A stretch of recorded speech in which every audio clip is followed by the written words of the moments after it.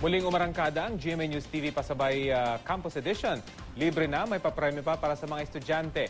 May ulat on the spot si Jay Sabale. Jay.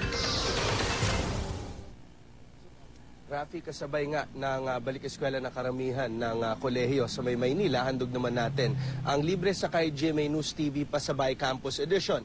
Handog natin ito sa mga kapuso nating estudyante. Narito ang report. Malamig na aircon, komportabling upuan na may footrest pa, libreng wifi at TV na nagpapalabas sa mga programa ng GMA News TV. Ilan lamang ito sa mga pwedeng enjoyin ng mga kapuso natin na tatangkilik sa libreng sakay. May mga pa-games din kasi na maaaring manalo ng iba't ibang prize at para sa mga estudyante may libreng SIM card pa.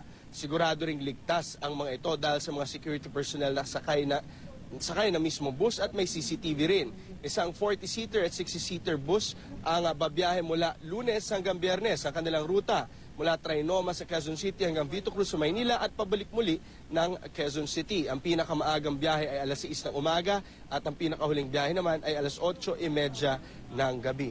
So naririto nga tayo sa Bus B ng libre sakay natin, no? So andito tayo ngayon sa may Taft Avenue, pabalik muli tayo ng Quezon City at habang binabaybay natin ang Taft Avenue papuntang Espanya at papunta ulit ng Quezon City ay maunguha tayo muli ng mga pasaherong sasakay dito ng libre. 4 na taon na pong ginagawa ng GMA News TV to at hanggang ngayon parami ang tumatangkilik rito. At yan muna ang latest mula rito sa May Maynila. Balik sa Rafi.